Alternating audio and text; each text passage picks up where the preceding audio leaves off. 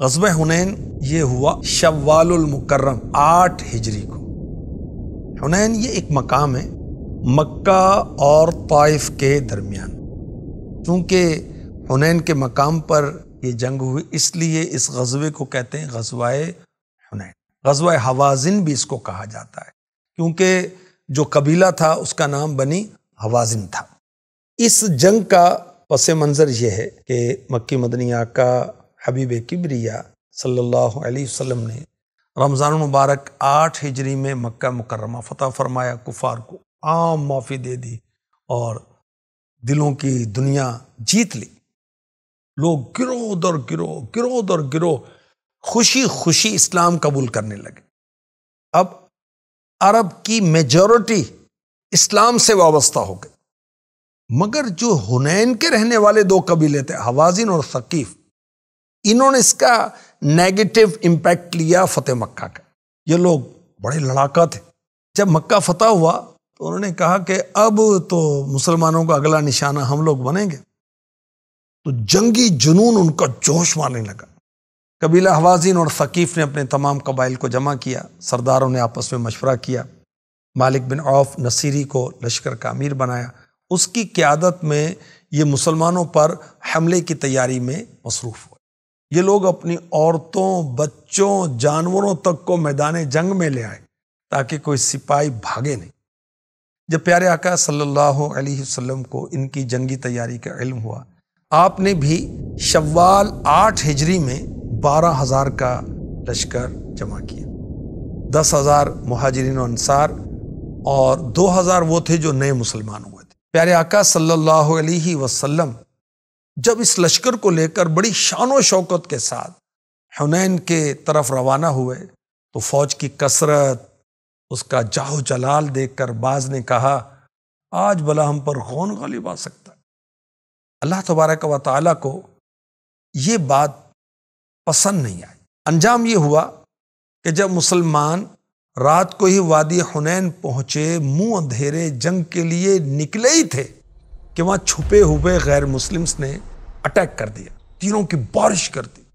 اچانک حملہ تو مسلمان آزمائش میں آ گئے، مگر حبیب خدا صلی اللہ علیہ وسلم استقامت کے ساتھ رہے، پہاڑ کی طرح ڈٹے رہے، اور آپ کا سفید خچر جس پر آپ سوار تھے برابر آگے بڑھ رہا تھا۔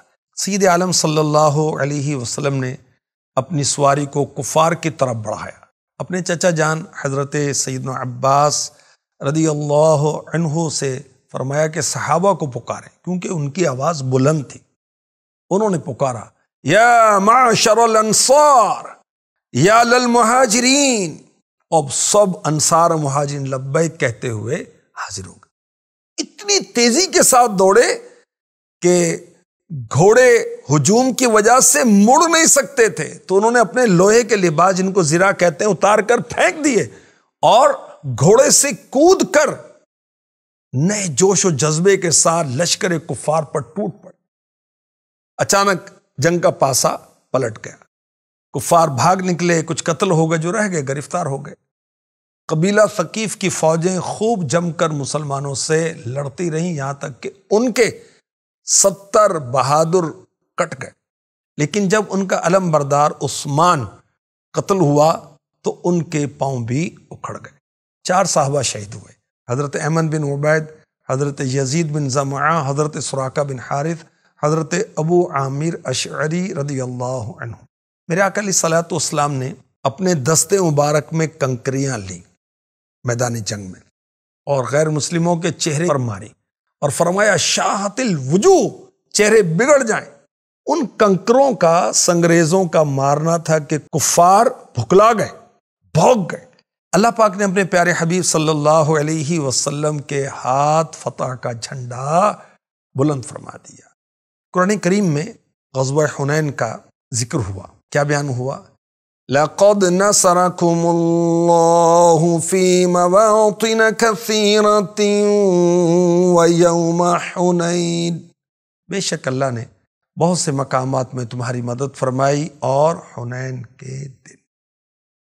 وہ مسلمان جو ہے، اس کی کامیابی لشکر کی کثرت، سامان کی زیادتی پر نہیں ہوتی بلکہ اللہ کے فضل سے ہوتی۔